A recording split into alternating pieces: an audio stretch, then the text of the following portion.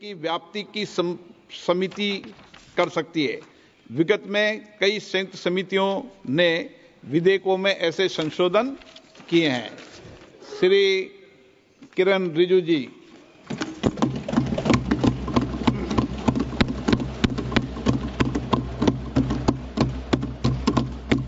Honorable Speaker, sir, I rise to move the motion for consideration of the Waqf Amendment Bill 2025 and Mussalman Waqf Repeal Bill 2024.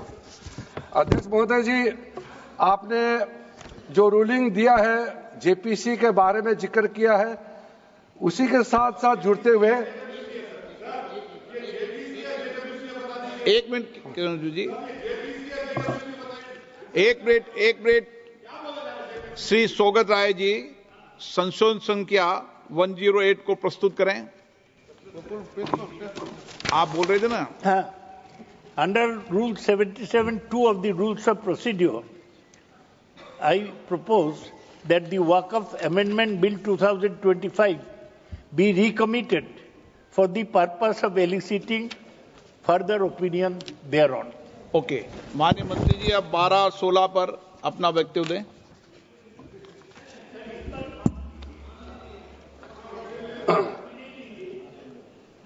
आपका जो जब मैं opening करूंगा उसका भी जवाब आएगा और बाकी अमेंडमेंट तो आखिरी में आता ही है।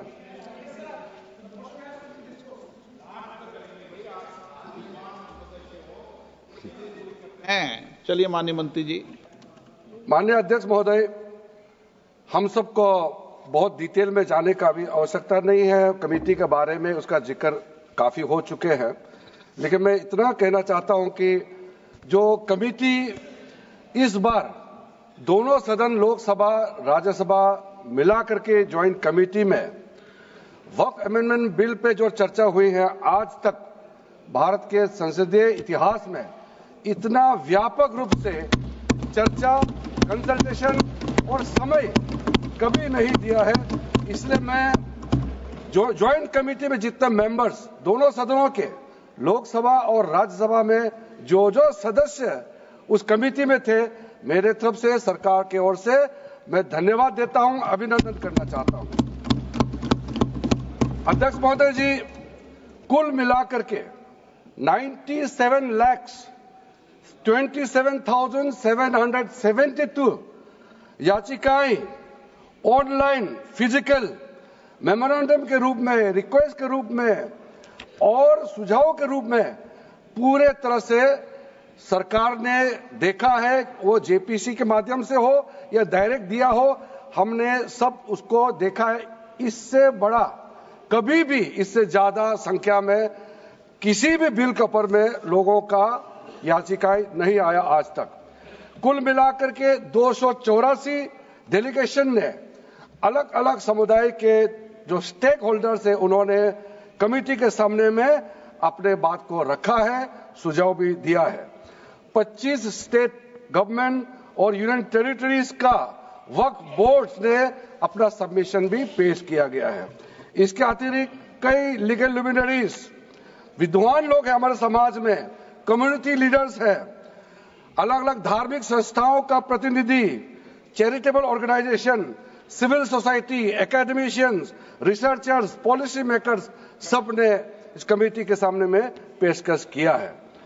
उसके साथ साथ मैं कहना चाहता हूं सर, आज जब मैं जो बात रखूंगा आपके सामने में, पिछली बार जब हमने ये प्रस्तुत किए थे बिल को इस सदन में, तब भी मैंने कई बातें बताई थी।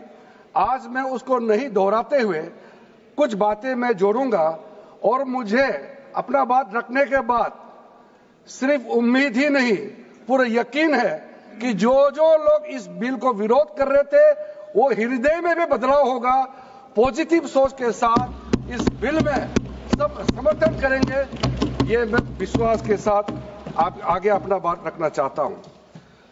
क्योंकि मैं पॉजिटिव नोट से बात रखना चाहता हूं, तो इसलिए एक मेरे जो मन की बात है मैं कहना चाहता हूं, तो इससे अच्छा संदेश जाए।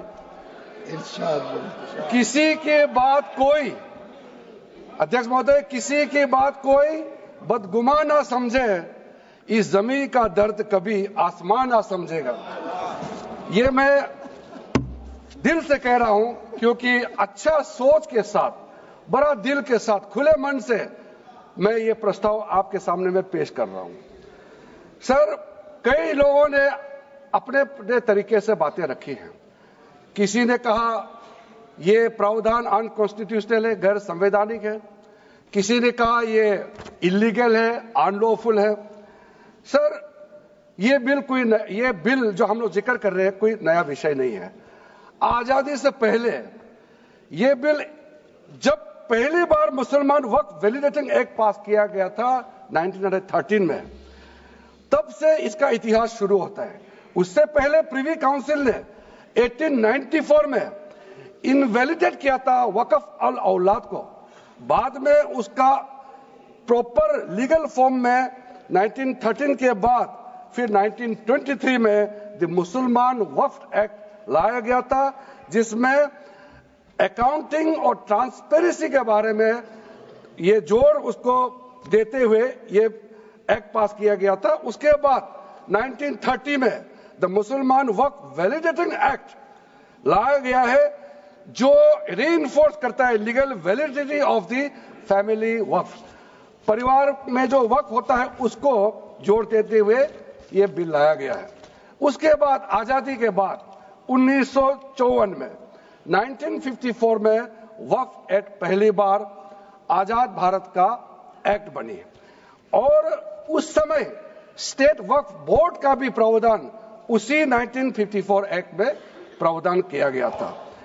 उस समय से लेकर के कई संशोधन के साथ में 1995 में व्यापक रूप से ये वक्फ एक्ट बनी है। तो उस समय किसी ने नहीं कहा कि ये एक्ट अनकॉन्स्टिट्यूशनल है, किसी ने नहीं कहा उस समय ये अनलॉफुल है। आज जब हम उसी बिल को सुधार के ला रहे हैं, तब आपको ये अनकॉन्स्टिट्यूशनल, अनलॉफुल का ये शब्द इस्तेमाल करने का आपको ये नौबत कैसे आया? ये सोच क्यों आया? अगर आप सच्चे दिल से सोचते और मन साफ होते तो आप तर्क पे जाते। इस संशोधन बिल में जो जो तर्क है आप उसमें बात कीजिए। आप उसको छोड़ के जो कोई लेना देना नहीं है बिल में, उसका बात आप लेकर के लोगों को गुमराह करने का, बरगलाने का काम जो किया है, उसको मैं शुरू में साफ करना चाहता हूं। अध्यक्ष महोदय जी, 1995 में ट्राइब्यूनल का पहला व्यवस्था किया गया है, ताकि वक्फ बोर्ड का कोई भी निर्णय किसी को अगर पसंद नहीं है या उसको चैलेंज करना चाहता है तो वक्फ ट्राइब्यूनल वहां आप जा सकते हैं। उसका प्रावधान पहले बार हुए हैं, और उस समय यह भी फैसला हुआ कि 5 लाख से ज्यादा आमदनी किसी वक्फ प्रॉपर्टी में है, उसके लिए सरकार एग्जीक्यूटिव ऑफिसर्स अपॉइंट किया जाएगा। ये भी 1995 में शुरुआत की है। अध्यक्ष महोदय जी, ये आज एक ट्रिगर पॉइंट क्यों हुआ है? ये अमेंडमेंट बिल लाने का आवश्यकता सबसे ज्यादा शुरुआत कहां से हुई? मैं संक्षेप में बताना चाहता हूं। 2013 में, 2014 में हम सब चुनाव में गए, और चुनाव में जाने से पहले 2013 में कुछ कदम ऐसे उठाए गए हैं जो आप सुन करके, आप सदस्य के रूप में भी और इस देश का नागरिक होने के कारण आपके दिमाग में यह बात जरूर सवाल उठेगा कि ऐसा कदम क्यों उठाया गया है। सर, 2013 में पहला यह बदलाव हुआ कि इस देश में कोई भी आदमी, कोई भी इंसान, चाहे वो हिंदू हो, मुसलमान हो, सिख हो, ईसाई हो, पारसी हो, बौद्ध हो, जैन हो, वक्फ क्रिएट कर सकता है। सबको मालूम है वक्फ एक मुसलमान का अल्लाह के प्रति अपना एक उसका एक पायस, चैरिटेबल, रिलीजियस पर्पस के लिए वक्फ क्रिएट किया जाता है। लेकिन उसमें डाइल्यूशन करके 2013 में कोई भी वक्फ क्रिएट कर सकता है। यह प्रावधान सबसे पहले उस समय की यूपीए सरकार ने किया है। दूसरा, आपने सारा वक्फ को स्पेसिफिक कर दिया कि शिया बोर्ड में शिया ही रहेंगे, सुन्नी बोर्ड में सिर्फ सुन्नी ही रहेंगे, और कोई भी बोर्ड हो सिर्फ उनके लोग ही रहेंगे, बाकी कोई उसमें आ नहीं सकता है। ऐसा आपने प्रावधान किया। तीसरा, 2008 सर अब शांति से सुनने के बाद आप जो भी पूछेंगे हमारा रिप्लाई तो आएंगे ही सर। डिबेट का आखिरी में है, मेरा फिर से रिप्लाई होगा।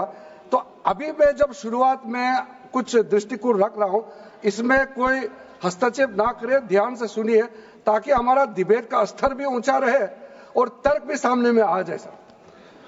सर एक प्रावधान आया सेक्शन 108, उस सेक्शन 108 में यह लिखा गया है कि वक्फ बोर्ड का जो प्रावधान है इस देश में कोई भी मौजूदा कानून के ऊपर में रहेगा, ओवरराइडिंग इफेक्ट रहेगा, ऐसा आपने कानून बनाया है। इस देश में ऐसा कानून कैसे मंजूर कर सकते हैं अध्यक्ष महोदय जी? हर कानून अपना अपना हिसाब से चलता है, लेकिन एक कानून दूसरे कानून के ऊपर में ओवरराइडिंग इफेक्ट होगा, ये कोई भी मान्यता नहीं दे सकता है।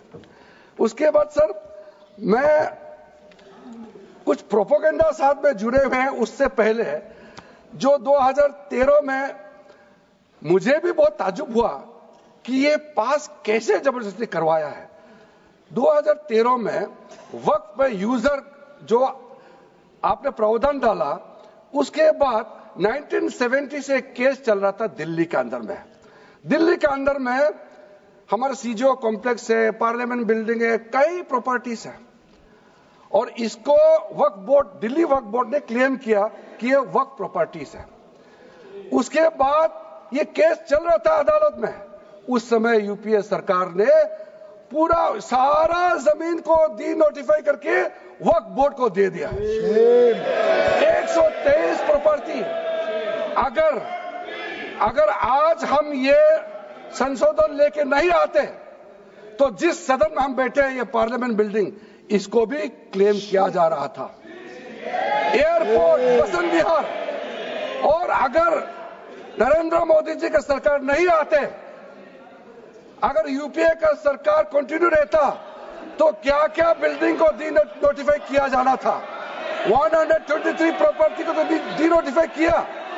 मैं रिकॉर्ड में कह रहा हूं, अपने मन से कुछ नहीं कह रहा हूं, मैं ऑफिशियल रिकॉर्ड का बात बता रहा हूं। अध्यक्ष महोदय, आप काहे को उछल रहे हो? मैं अपने से थोड़ी बोल रहा हूं, जो हकीकत बात को बता रहा हूं। आप आराम से बैठ के सुनिए।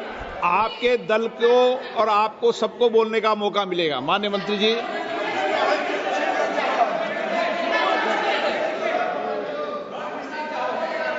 सर मैं फिर से कह रहा हूं, मैं एक शब्द अपने ओर से नहीं कह रहा हूं, जो घटना है, जो हकीकत है, यही कह रहा हूं। इनको इसमें इतना उछालने का, उत्तेजित होने का कोई मतलब ही नहीं है सर। अध्यक्ष महोदय,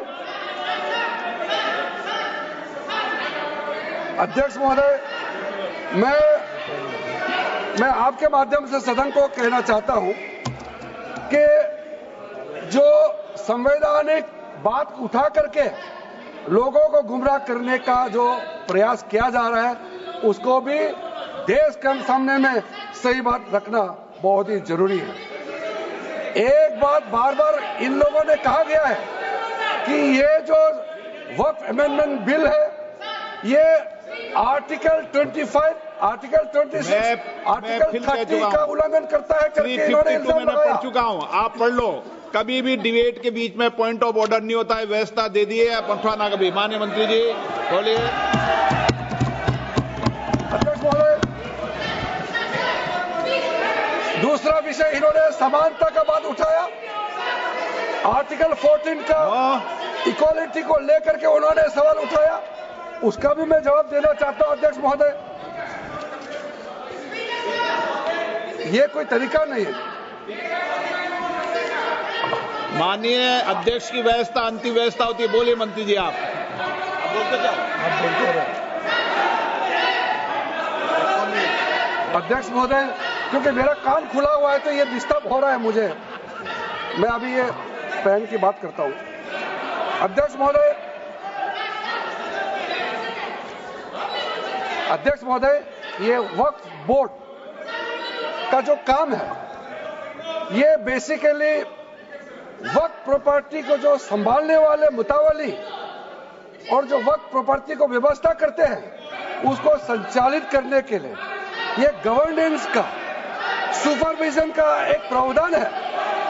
किसी भी तरीके से वक्फ बोर्ड वक्फ प्रॉपर्टी को मैनेज नहीं करता है।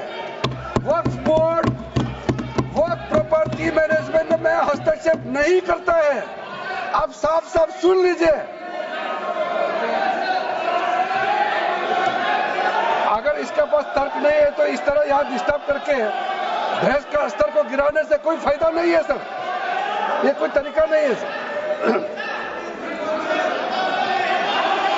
बोलते जाओ सर, वक्फ बोर्ड का क्रिएट करना एक जो वाकिफ होता है, जो अपना विलिंगली वक्फ क्रिएट करता मैंने है। व्यवस्था दे दी है, आप जब समय हो तो बोले नो, प्लीज बैठिए, ये तरीका ठीक नहीं है आपका, बैठिए आप। नो, बैठिए।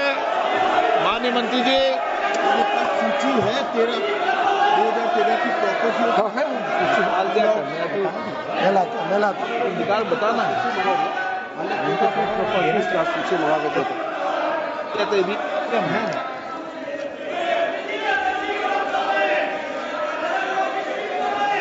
अध्यक्ष महोदय, सबको बोलने का मौका मिलने वाले हैं तो कम से कम बात को शांति से सुनने के बाद आप अपना बात रखिए। ये कोई तरीका नहीं होता है सर।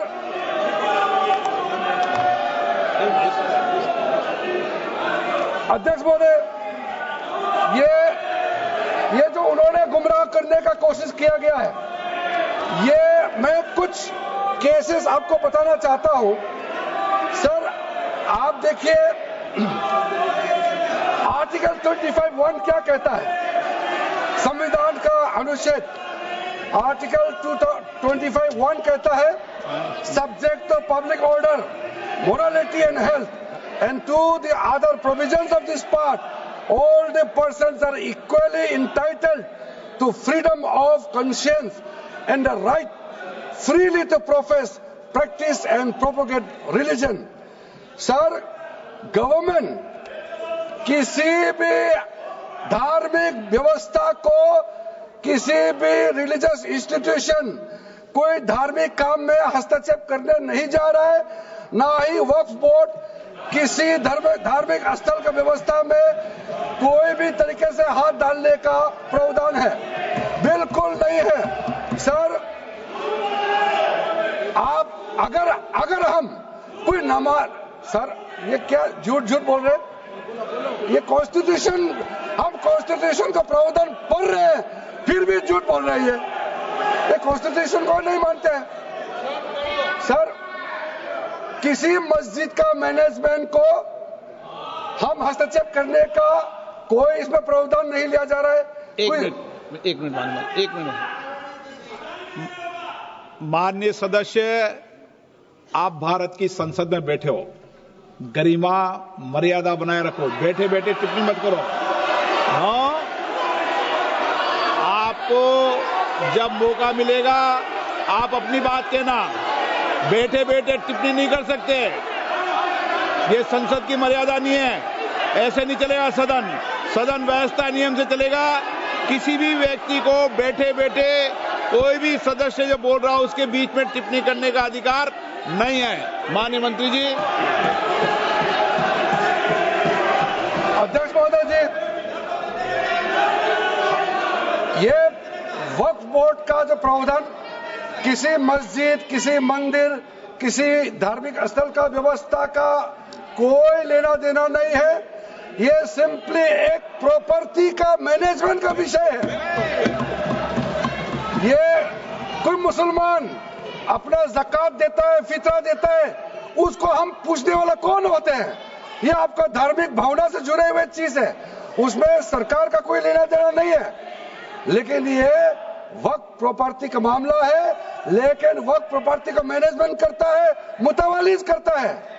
ये आपको इतना बेसिक ये फर्क जो है अगर समझ में नहीं आते या जानबूझ करके आप नहीं समझना चाहते हैं तो मेरा पास इसका कोई इलाज नहीं है।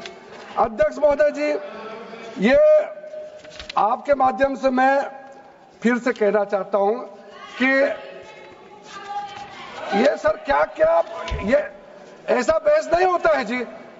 आप लोग का तर्क रखने का समय में बोलिए, ये बीच में कमेंट पास करने से सर हमारा पॉइंट का फ्लो भी बिगड़ता है और आवाज भी ठीक नहीं हो, अब आवाज भी ठीक से नहीं जाएगा। आप क्या चीज को जवाब देंगे सर इसमें मैं कई ऐसे केसेस है जिसको मैं रेफर कर सकता हूं, लेकिन सदन में 3 केसेस का मैं रेफर करूंगा तो दूध का दूध पानी का पानी हो जाएगा कि ये धार्मिक व्यवस्था से कोई लेना देना नहीं है। आपको मैं पहला एग्जांपल देना चाहता हूं, सैयद फजल पकुया Thangal versus union of India. इसमें क्या केरला हाईकोर्ट का फैसला है। केरला हाईकोर्ट ने कहा the Waqf board is a statutory body, pure and simple, it is not a representative body of the Muslim community. यह हाईकोर्ट का ऑर्डर है। उसके बाद इलाहाबाद हाईकोर्ट का ऑर्डर भी सुन लीजिए, Hafiz Mohammad Zafar Ahmad versus UP central Sunni board of Waqf का जजमेंट सुन लीजिए।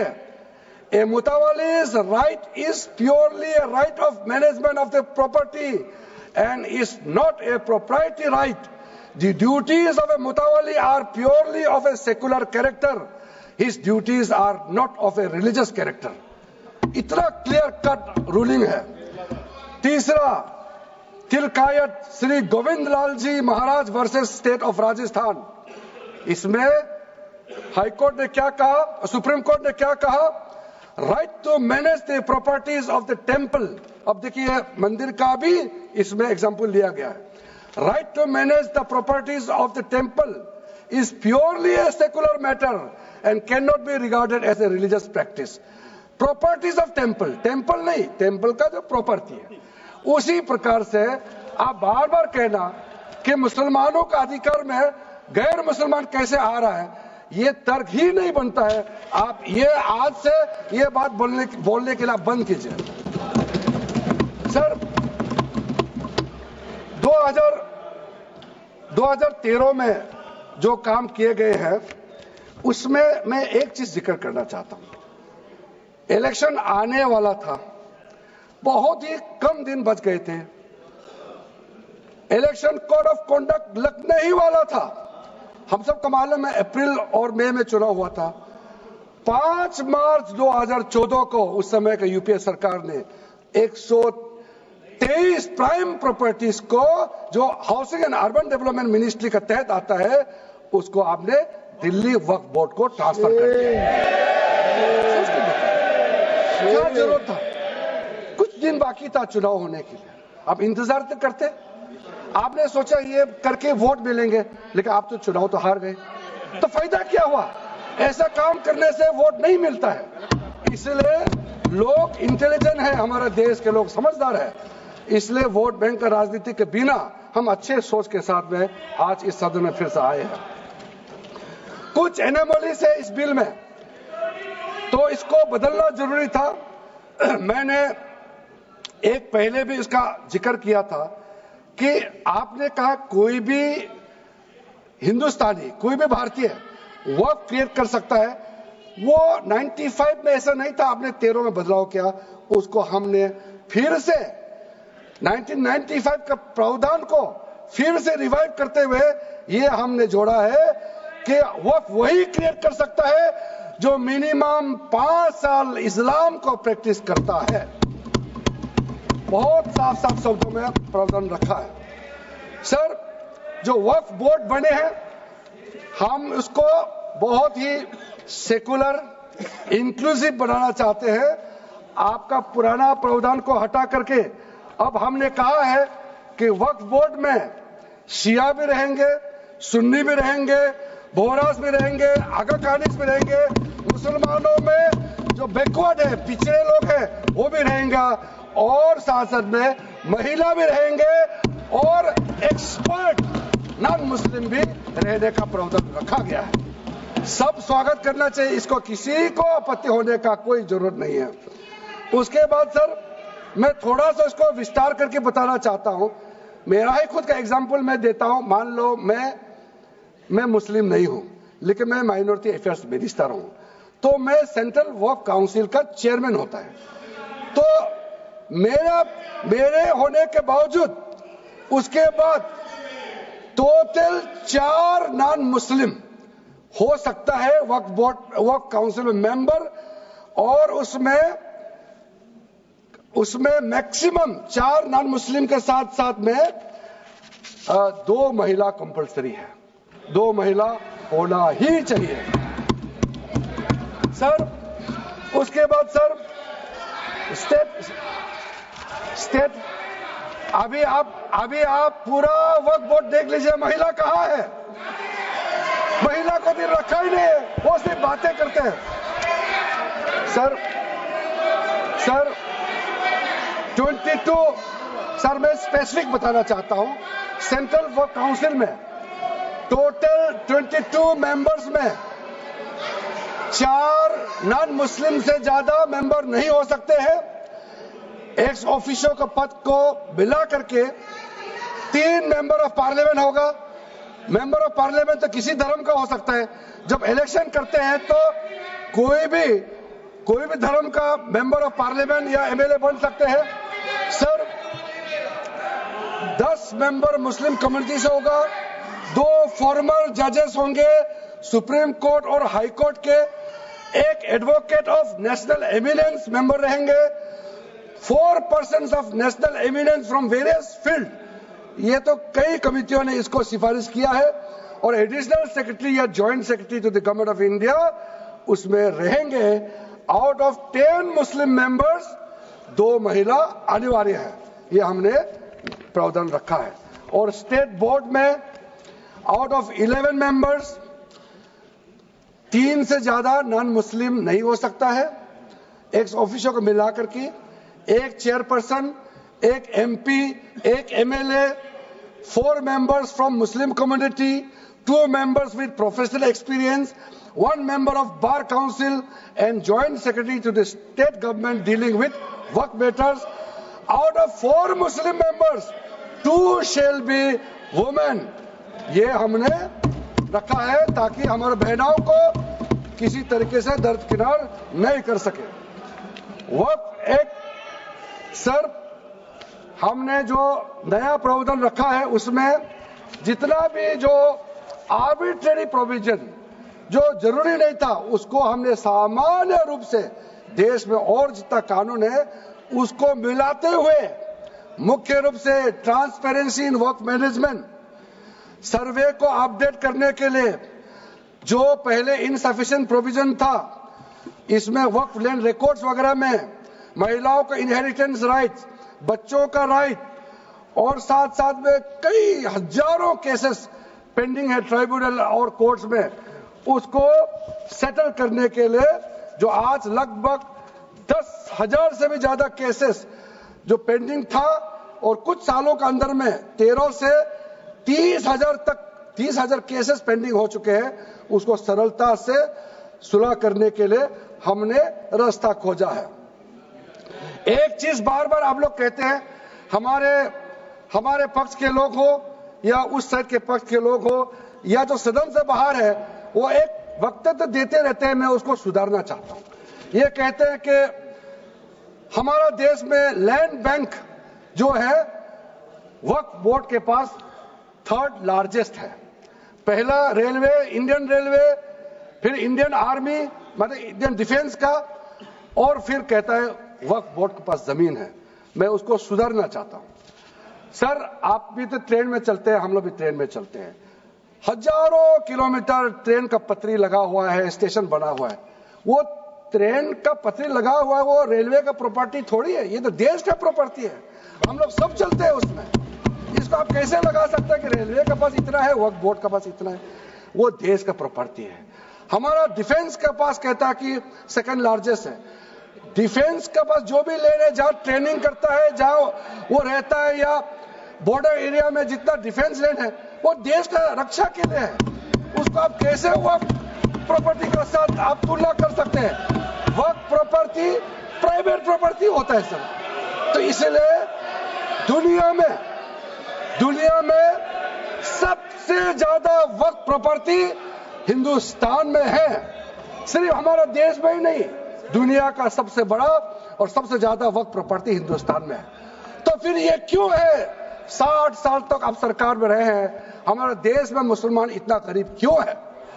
जब दुनिया का सबसे ज्यादा वक्त प्रॉपर्टी हमारा देश में है, तो हमारे गरीब मुसलमानों का पढ़ाई के लिए, मेडिकल ट्रीटमेंट के लिए, स्किलिंग के लिए, इनकम जनरेशन के लिए क्यों काम नहीं हुआ आज तक बताइए?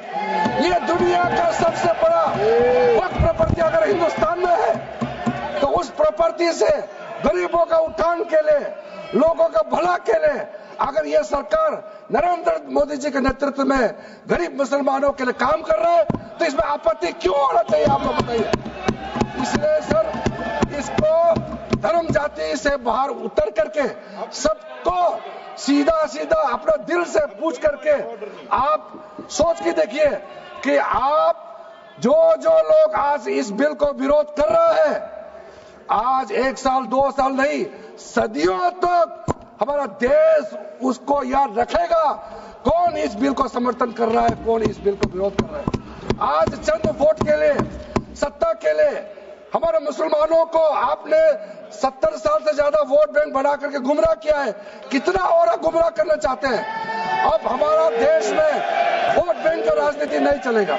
इसलिए मैं कहना चाहता हूं, जब हमारा देश में इतना वक्त प्रॉपर्टी है, तो इसको हम बेकार में पड़ा रहने नहीं दिया जा सकता है। गरीब मुसलमानों के लिए, आम मुसलमानों के लिए इस्तेमाल करना ही पड़ेगा। उसके लिए आज के ये वक्त संशोधन बिल जरूरत है। अध्यक्ष महोदय जी, हमारे अपने वामसी पोर्टल में, हमारे मंत्रालय के वामसी पोर्टल में हमने रिकॉर्ड देखा है। सचर कमेटी जो आपने बनाया है 2006 में, उन्होंने भी ये बारे में काफी डिटेल में जिक्र किया हुआ है। सर 2006 में 4.9 लाख वक्त प्रॉपर्टी था और उसका इनकम कितना था मैं बता दूं आंकड़ा सर, आप कहेंगे 4.9 लाख वक्त प्रॉपर्टी में टोटल इनकम था 163 करोड़। कौन खाते थे? 163 करोड़। और आपने 2013 में बदलाव करने के बाद आज इनकम कितना बढ़ा है वो भी मैं बता देता हूं। हो गया 166 करोड़। 3 करोड़ बढ़ा है। कैसे मंजूर कर सकता है हम लोग इस महान सदन में बैठ करके? अगर इतना 10 सालों के बाद भी दुनिया का सबसे ज्यादा प्रॉपर्टी का टोटल इनकम जनरेशन 3 करोड़ बढ़ता है, तो ये हम कभी मंजूर नहीं कर सकते अध्यक्ष महोदय। इसलिए उस समय कहा गया था, मैं अभी का नहीं बता रहा हूं, सचर कमेटी समय में भी कहा गया है कि अगर थोड़ा सा एफिशिएंटली मैनेज करता तो 12,000 करोड़ पर ईयर तो उसी समय जनरेट हो जाना चाहिए था नॉर्मल मार्केट रेट से। और 12,000 करोड़ अगर वो प्रॉपर्टी से रेवेन्यू जनरेशन करता है, कितना लाखों करोड़ों मुसलमानों को फायदा होगा, आप सोच के देखिए। इसलिए सर आप लोग भी, मैं अनुरोध करता हूं कि आप लोग भी वक्त के बारे में जानना है तो हमारा वामसी पोर्टल को क्लिक करके आप लोग देखिए। सर आज वो 4.9 लाख से बढ़ करके टोटल वक्त प्रॉपर्टी बन गया है 8.72 लाख। हमारा देश में वक्त प्रॉपर्टी बन गया है।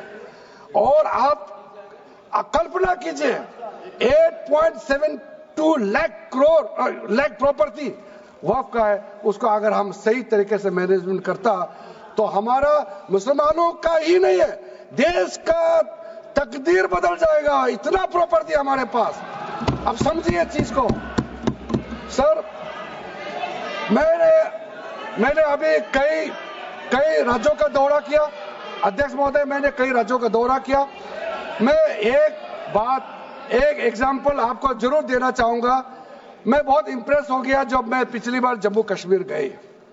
जम्मू कश्मीर में हमारा नई वहां वक्फ बोर्ड का चेयरपर्सन बनी और मैंने पूछा कि आप जब वक्फ बोर्ड का चेयरमैन बनी तो उसमें क्या हालत थी और आज क्या हालत है। उन्होंने बोला कि सर जब उन्होंने पदभार संभाली तो उसमें कोई इनकम का, कोई व्यवस्था का, रिकॉर्ड का ठीक ठाक कुछ भी नहीं था, और उन्होंने आने के बाद 40 करोड़ रेवेन्यू इनकम उन्होंने जनरेट करना शुरू किया, मुझे बताया, और उसके वजह से वह काफी अच्छा काम कर रहा है। मैं हजरत बल श्राइन भी गए और वहां भी मरम्मत चल रहे हैं, इतना पुराना श्राइन है, दुनिया के लोग आते हैं, बहुत खूबसूरत से उसका सारा आसपास का ब्यूटिफिकेशन का काम भी चल रहा है।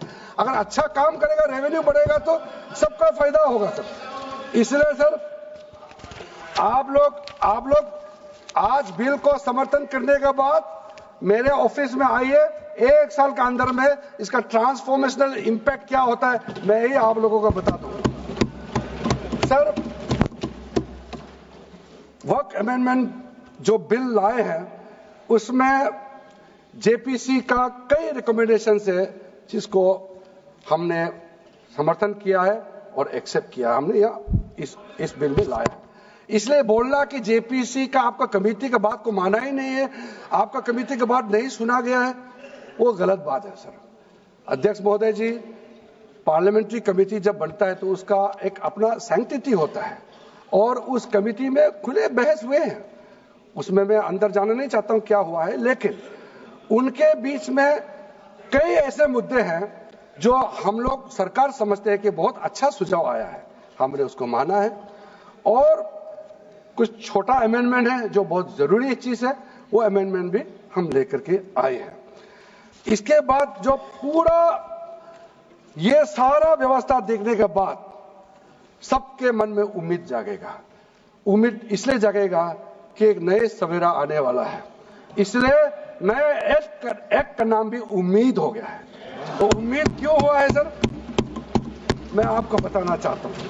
ये जो unified work management, empowerment, efficiency and development, full form उम्मीद है, इसका रखने का पीछे कारण है सर। ये उम्मीद क्यों है, अब ये यूनिफाइड वर्क मैनेजमेंट पूरा रजिस्ट्रेशन से लेकर के म्यूटेशन, इंक्रोचमेंट का विषय, सर्वे, कलेक्टर का रोल, सारा विषय को मिलाकर के मैनेजमेंट का पूरा सिस्टम को ही बदलने के लिए हमने काम शुरू किया है। उसके बाद एम्पावरमेंट, कैसा एम्पावरमेंट होने वाला है, मैंने पहले भी जिक्र किया, मुसलमानों में भी जो शियास हैं, सुन्नीस हैं, बोरास, आकानीस, पसमानदा मुस्लिम्स हैं जिसको बैकवर्ड माना जाता है, और विशेष करके महिलाएं और बच्चों के लिए जो हमने प्रावधान रखा है, तो ये मुसलमान का कम्युनिटी के अंदर में इतना जोरदार स्वागत हो रहा है।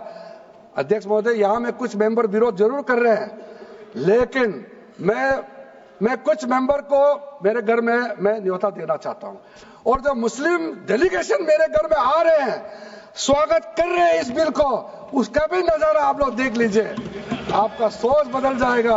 आपको नहीं मालूम मुसलमानों में कितना भयंकर समर्थन कर रहा है इस बिल को लेकर के, आप लोग को मालूम ही नहीं है। करंट अंदर में गरीब मुसलमानों का तो संदेश बार बार आ रहा है कि जल्दी पास कीजिए इस बिल को, इसलिए आप लोग संदेह में मत रहिए।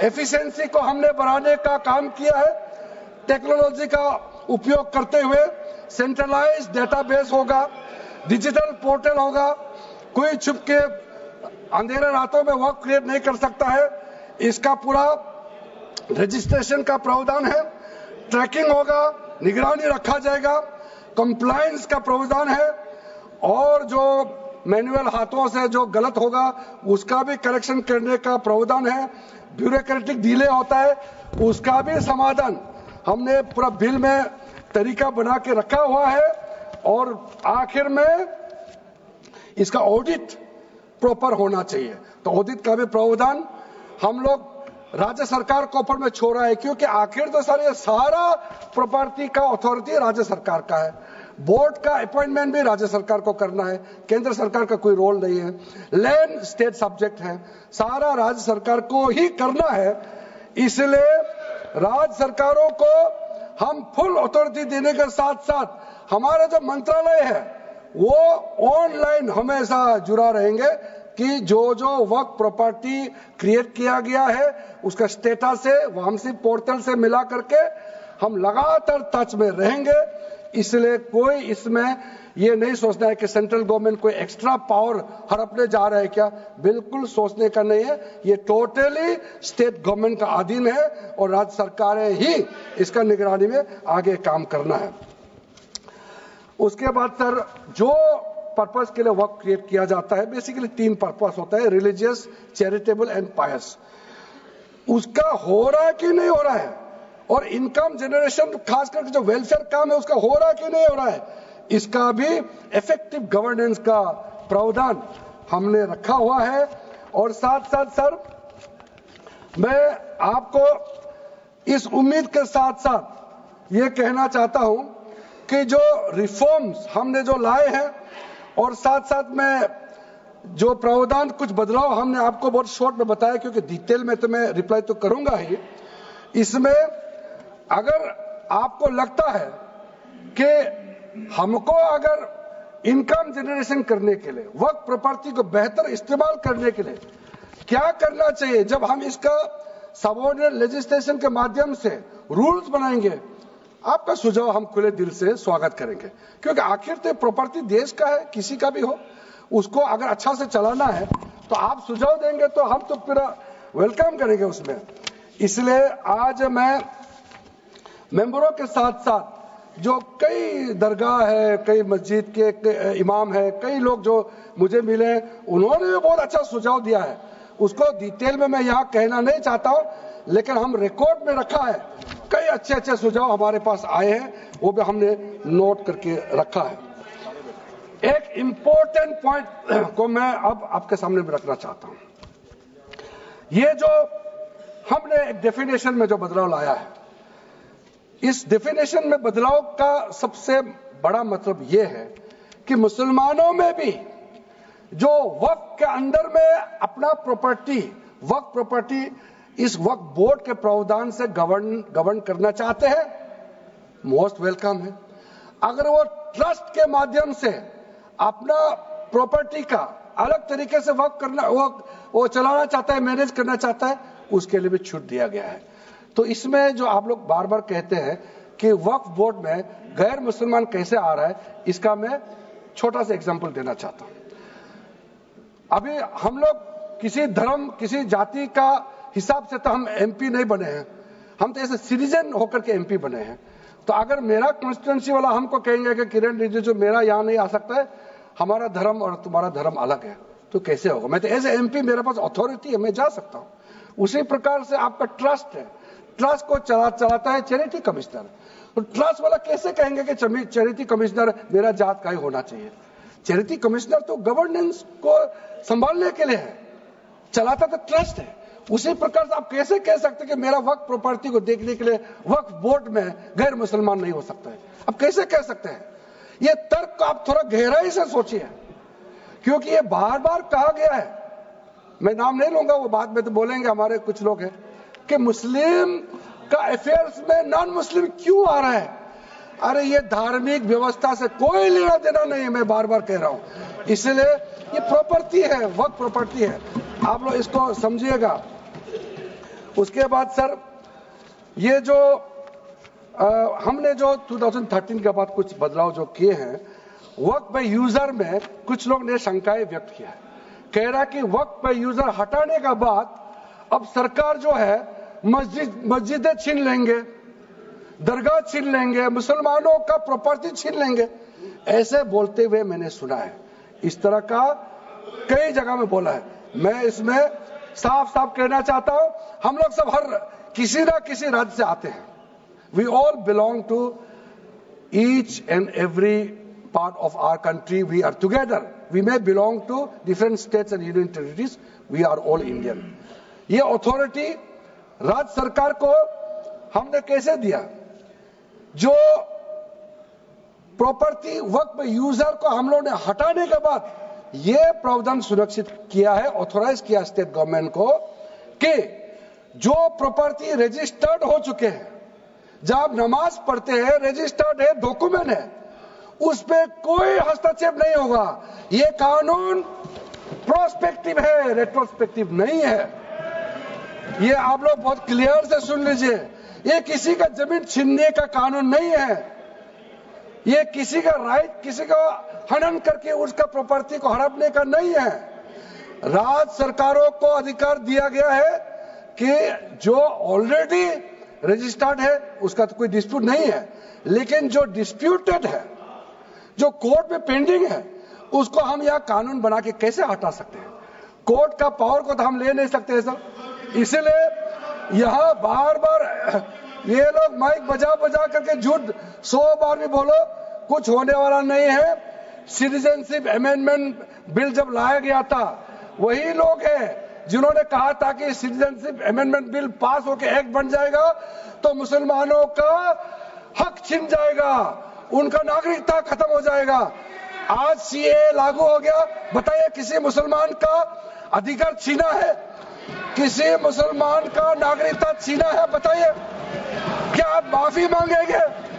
आपने देश भर में घूम घूम कर झूठे बातें फैलाया, आज आप साबित हो गया कि आपने झूठ बोला था, लेकिन आज आप माफी मांगने का भी हिम्मत नहीं रखते हैं। जिगर थाम के आप लोग सुनिए, ये आप आज दोबारा आप मिसलीड करेंगे, गलत बातें करेंगे तो फिर मुंह खाना पड़ेगा आपको। फिर कोई और बिल लेके आएंगे, फिर मैं आपका पर्दाफाश करेंगे फिर से। इसीलिए सर हम लोग तर्क पे जाइए, पॉइंट पे जाइए। इसलिए दूसरा, महिलाओं के लिए अध्यक्ष महोदय जी, क्योंकि फैमिली में पुरुष महिला सब होते हैं, तो इसमें हमने एक सिंपल प्रावधान रखा है कि एक कोई भी मुसलमान जब वर्क क्रिएट करता है, सबसे पहले उस परिवार में जो महिला का अधिकार है उसको सुनिश्चित करके ही आप वर्क क्रिएट कर सकते हैं। नहीं तो पहले ऐसे होता था, वर्क क्रिएट कर दिया, आपका बच्चों का अधिकार खत्म हो गया, महिला का अधिकार खत्म हो गया। आप वर्क उसी प्रॉपर्टी को क्रिएट कर सकते हैं जो आपका हकदार है, जो आपका 100% हिस्सा है, उसी को ही आप वर्क क्रिएट कर सकता है। बच्चों का और महिला का अधिकार नहीं छीन सकता है। ये बहुत बड़ा रिफॉर्म है। मुसलमानों में अगर वो चाहते हैं कि महिला आगे ना बढ़े तो ये लोग इसको विरोध करेंगे ही, लेकिन जो थोड़ा प्रोग्रेसिव सोचने वाले, जो थोड़ा बारीकी से अगर सोचेंगे तो कितना गलत बात है कि समाज में महिलाओं को दबाने का काम करते हैं और यहाँ जोर जोर से बोलते हैं। अध्यक्ष महोदय जी, सारा मैनेजमेंट जो सरकार का जमीन या प्राइवेट का जो जमीन है, इसका कलेक्टर को इन्होंने कमेटी के माध्यम से सुझाव किया है कि हर चीज कलेक्टर को क्यों ऑथोराइज किया गया है। तो कमेटी के बात को माना है कि कलेक्टर से ऊपर कोई भी अधिकारी, कलेक्टर से ऊपर जो अधिकारी है वो देखेंगे सरकारी जमीन और कोई डिस्प्यूट है वक्फ बोर्ड के साथ या किसी मुतावली के साथ डिस्प्यूट है, उसका जांच कलेक्टर के ऊपर अधिकारी करेंगे। ये कमेटी ने सुझाव दिया था और उसी को मान करके आज इस सदन में पेश किया जा रहा है। एक महत्वपूर्ण सुझाव हम लेके आ रहे हैं, अमेंडमेंट लेके आ रहे हैं, इसमें मैं मानता कोई विरोध नहीं करेगा। ये इसमें शुरू में छूट गया था, मैं सर खुले दिल से आपको कहना चाहता हूं, लेकिन बहुत सोच समझ के साथ ये प्रावधान अमेंडमेंट हम लेके आ रहे हैं कि जब आप वक्फ प्रॉपर्टी क्रिएट करेंगे तो ऐसा नहीं होना चाहिए कि आप ट्राइबल एरिया में जाकर के आदिवासी का जमीन को आप वक्फ क्रिएट कर दें, ये नहीं होना चाहिए। इसलिए हमारा देश के आदिवासियों का संरक्षण को ध्यान में रखते हुए शेड्यूल 5 और शेड्यूल 6 में आप वक्फ प्रॉपर्टी क्रिएट नहीं कर सकते हैं। ये एक महत्वपूर्ण अमेंडमेंट लेके आया है। डिटेल में अब आगे अध्यक्ष महोदय आपको मैं बताऊंगा। वक्फ ट्राइब्यूनल के बारे में सर मैं संक्षेप में, अभी फ्लोर खुलने वाले हैं, मैं आपके हाथ फ्लोर छोड़ने वाले हैं, तो मेरा जो वाइंड अप को आप ध्यान से सुन लीजिए। जो ट्राइब्यूनल है, ट्राइब्यूनल में 2 मेंबर का हमने प्रस्ताव रखा था, तो कमेटी ने कहा कि 2 मेंबर ठीक नहीं है, इसमें 3 मेंबर होना चाहिए। ये प्रस्ताव भी मंजूर किया गया है। तो वक्फ ट्राइब्यूनल में 3 मेंबर होगा फिक्स टेन्योर का साथ, और उसमें आज टोटल लिटिगेंट्स 14,417 केसेस है। आप सोच के देखिए, तो ट्राइब्यूनल में जल्दी जल्दी केस डिस्पोज हो, 3 मेंबर्स का ट्राइब्यूनल बनाया गया है। उसके बाद में उसका टेन्योर को फिक्स किया गया है। उसके बाद में जो एक बहुत स्ट्रिंजेंट प्रोविजन था, पहले ऑटोमेटिक अपील करने का राइट नहीं था, स्पेशल रिव्यू पिटीशन ही कर सकते थे ट्राइब्यूनल के ऑर्डर के बाद। तो आज हमने एक अच्छा सोच के साथ खुला मन से ये कहा है कि अब अगर आप वक्फ बोर्ड का निर्णय से खुश नहीं है, वक्फ ट्राइब्यूनल का निर्णय से खुश नहीं है, तो आप अदालत जा सकते हैं। ये रास्ता भी हमने खोल दिया है। उसके बाद सर कंट्रीब्यूशन, एनुअल कंट्रीब्यूशन, ये भी आपका ही सुझाव था कमेटी वालों का कि जो कंट्रीब्यूशन देते हैं वक्फ बोर्ड मुतावली जो देते हैं उसको घटाना चाहिए, तो उसको 7% से 5% घटा दिया है, ताकि ज्यादा पैसा आप चैरिटेबल पर्पस के लिए खर्चा कर सके। तो अच्छा, जो प्रॉपर्टी मैनेज करता है वो तो सरकार को शाबाशी देंगे। उसके बाद एक बहुत ही महत्वपूर्ण प्रावधान है जो हमको रखना पड़ा, आपने लॉ ऑफ लिमिटेशन को इस वक्फ बोर्ड का प्रावधान से हटा दिया था, इसको हमने लगाया है। तो अब तो मालूम है the limitation act of 1963 will now apply to the work property claims from the date of commencement of this act, aiming to reduce prolonged litigation।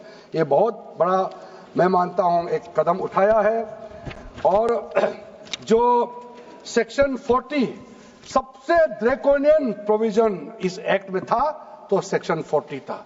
Section 40 के तहत वक्फ बोर्ड, आप लोग बार बार कहते हैं ना, ये ऐसा नहीं है, ऐसा ही है। सेक्शन 40 में किसी भी जमीन को आप वक्फ प्रॉपर्टी डिक्लेयर कर देता था, वो प्रॉपर्टी को हमने हटा दिया है।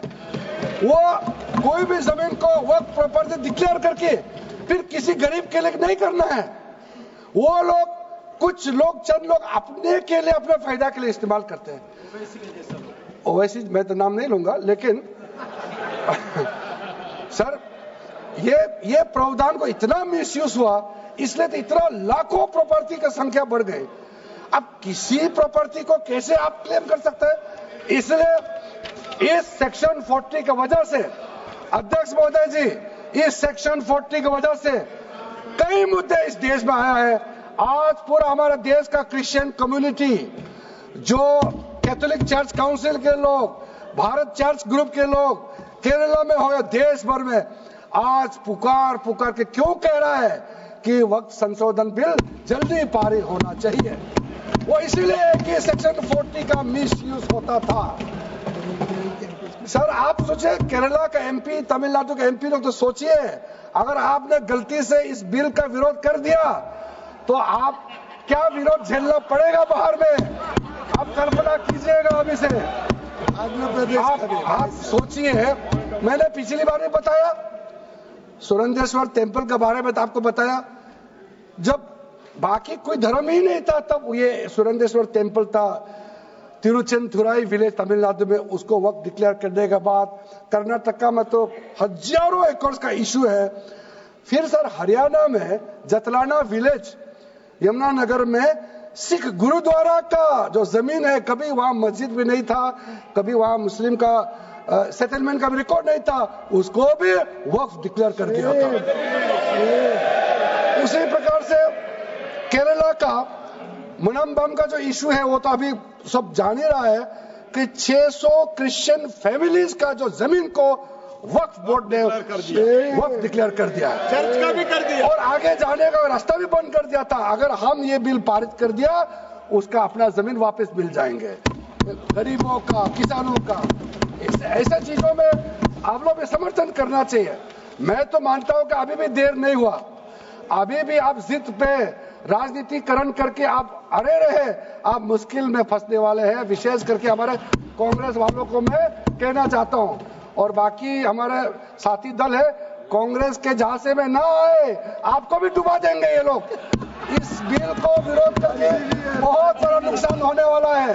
अब ध्यान से सुनिए अध्यक्ष महोदय, इसलिए अंत में सर, क्योंकि मैंने कहा है कि मैं आखिर में जवाब दूंगा, तो हम लोग आगे भी इस पार्लियामेंट को भी वक्त डिक्लेयर ना कर दे, हम लोग आराम से भविष्य के लिए और अच्छा काम करें। मैंने पॉजिटिव बात में अपना बात को रखा है। अंत में मैं अपील करके अपना बात को समाप्त करना चाहता हूं। इसी लाइन के साथ मेरी हिम्मत को तो सराहो। देखिए मैं कितना हिम्मत के साथ बोल रहा हूं। मेरे हिम्मत को तो सराहो, मेरे हमराही बनो। मैंने एक शम्मा जलाई है हवाओं के खिलाफ। आप लोग जब इस बिल को समर्थन करेंगे, हमारे वरिष्ठ नेता सब सदन में बैठे हम लोग सुन रहे हैं, मैं अपने आप को बहुत भाग्यवान मानता हूं, मैं भाग्यशाली हूं। प्रधानमंत्री नरेंद्र मोदी जी ने मेरे जैसे एक साधारण सदस्य को इतना पुण्य काम करने का मौका दिया है, इस बिल को यहां रखने का मौका दिया है। करोड़ों करोड़ों गरीब मुसलमान बहने दुआ देने वाला है। दुआ में अकेला क्यों लूं, ये दुआ आप भी लेना चाहिए। इस बिल को समर्थन कीजिए, ये मेरा अनुरोध है अध्यक्ष महोदय।